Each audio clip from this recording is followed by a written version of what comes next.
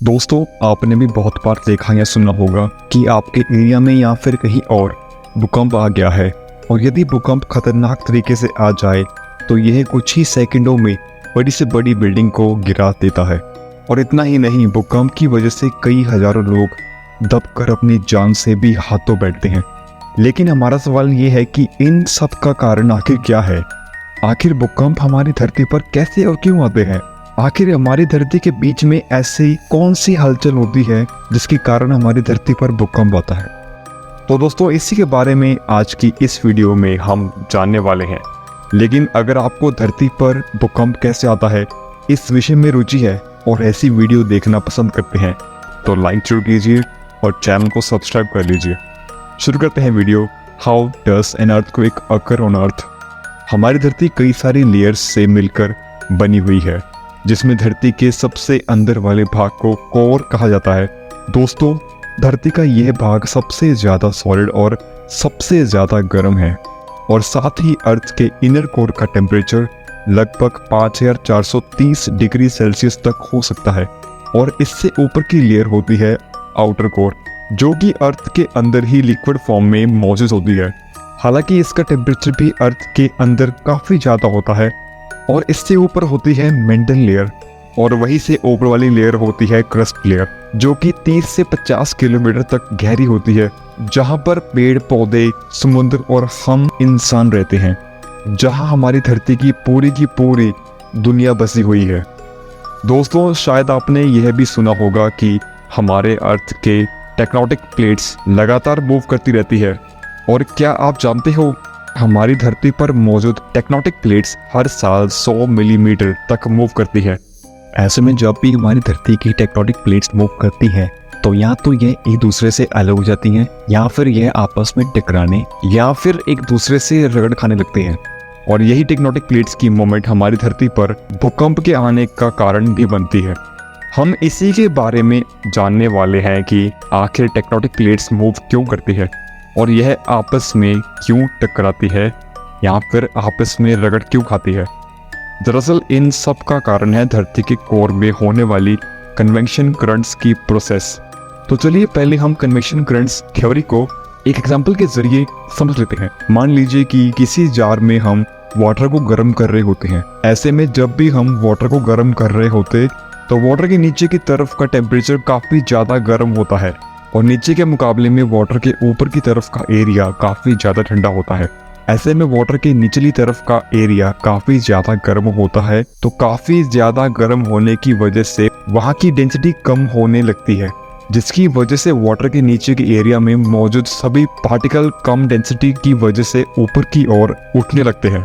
और ऐसा इसलिए होता है क्योंकि कम डेंसिटी वाली चीज़ हमेशा ऊपर की ओर उठती है और ज़्यादा डेंसिटी वाली चीज़ हमेशा नीचे की तरफ आती है। तो ऐसे में कम डेंसिटी के कारण जब पार्टिकल्स ऊपर की ओर उठते हैं तो ये वाटर के सबसे ऊपरी तरफ मौजूद ठंडे एरिया से जा टकराते हैं, जिसकी वजह से यह पार्टिकल भी ठंडे होने लगते हैं। ठंडे होने की वजह से पार्टिकल वापस नीचे की तरफ जाने लगते हैं। और बिल्कुल इसी तरह की प्रोसेस हमारी धरती के कोर में भी होती है। दरअसल इसका सारा खेल इनर कोर से शुरू होता है, जो कि क्रस्ट लेयर के मुकाबले काफ़ी ज़्यादा गर्म होता है। दरअसल धरती की कोर से बहती गर्म पिघले हुए चट्टान का लावा कम डेंसिटी के कारण ऊपर की ओर उठने लगता है, और यह ऊपर उठते हुए मेंटल की लेयर तक पहुंच जाता है, जिसके बाद वो अर्थ की सबसे ऊपरी लेयर क्रस्ट की निचली सरफेस से जा टकराता है। ऐसे में अर्थ की क्रस्ट की लेयर ऊपर होने की वजह से काफ़ी ज़्यादा ठंडी होती है, जिसकी वजह से यह लावा भी काफ़ी ज़्यादा ठंडा होने लगता है, और ठंडा होने की वजह से यह वापस नीचे की तरफ जाने लगता है। ऐसे में कम डेंस होने के कारण यह लावा बार बार अर्थ की कोर से ऊपर उठता है और ठंडा होकर नीचे गिरने लगता है, और यह प्रोसेस अर्थ के अंदर लगातार चलती रहती है। और यही कारण है कि धरती की मेंटल की लेयर लगातार फ्लो यानी कि मूवमेंट में रहती है। क्या आपको भूकंप कैसे आता है इसके बारे में इससे पहले पता था? हमें कमेंट में येस और नो लिख के बताएं। और इसी मेंटल की लेयर के ऊपर हमारी धरती की सभी टेक्टोनिक प्लेट्स मौजूद होती हैं। तो ऐसे में मेंटल के मूवमेंट के कारण ही धरती की टेक्टोनिक प्लेट्स मूवमेंट करती रहती हैं। गर्म लावे के ऊपर उठकर ठंडा होकर कोर की तरफ जाने वाले साइकिल को हम कन्वेक्शन करंट कहते हैं। और इसी कन्वेक्शन करंट के कारण ही हमारी धरती की टेक्टोनिक प्लेट्स या तो आपस में टकराने लगती है या फिर आपस में रगड़ खाने लगती है। तो उस रगड़ या फिर टकराव की वजह से जो वाइब्रेशन अर्थ के अंदर पैदा होती है, तो इसी वाइब्रेशन को हम अर्थ के ऊपर भूकंप का आना कहते हैं। और वहीं दो प्लेट्स के बीच की वो जगह जहाँ से भूकंप की तरंगें उड़ती हैं, उसी को ही हम भूकंप का केंद्र कहते हैं।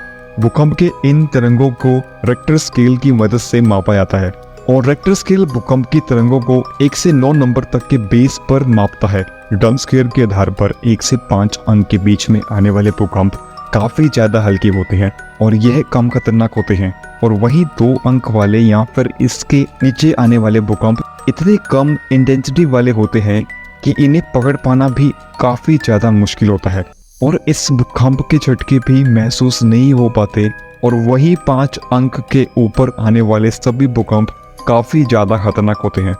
दोस्तों, ऐसा नहीं है कि कन्वेक्शन करंट से हमारी धरती की टेक्टोनिक प्लेट्स आपस में टकराती हैं, बल्कि इसके कारण 2 टेक्टोनिक प्लेट्स एक दूसरे से दूर भी जाती रहती हैं। जैसे कि अफ्रीकन प्लेट से एक ने संभाली प्लेट धीरे धीरे अफ्रीका से टूटकर अलग हो रही है, यानी कि अफ्रीका लाखों सालों बाद टूटकर 2 कॉन्टिनेंट्स में बढ़ जाएगा। और बिल्कुल इसी तरह से ही हमारे भारत के प्लेट आज के तकरीबन 50 मिलियन ईयर्स पहले अफ्रीकन कॉन्टिनेंट से अलग हो गई थी, जिसके बाद ये लाखों सालों तक मूव करती हुई एशिया कॉन्टिनेंट से जा टकराई थी। लेकिन आज भी हमारे भारत की प्लेट एशियन कॉन्टिनेंट की तरफ लगातार दब रही है, और यही कारण है कि हमारे भारत में आने वाले सबसे ज्यादा भूकंप हिमालयन रीजन में ही आते हैं। तो आज के लिए बस इतना ही। मुझे उम्मीद है कि आपको समझ आ गया होगा कि आखिर भूकंप क्यों और कैसे आते हैं। तो दोस्तों, ये था धरती पर भूकंप कैसे आते हैं का वीडियो। आई होप आपको समझ आ गया होगा कि भूकंप कैसे आते हैं। तो कैसे लगी आपको वीडियो? ऐसे ही वीडियोस के लिए हमें फॉलो कीजिए। Thank you so much.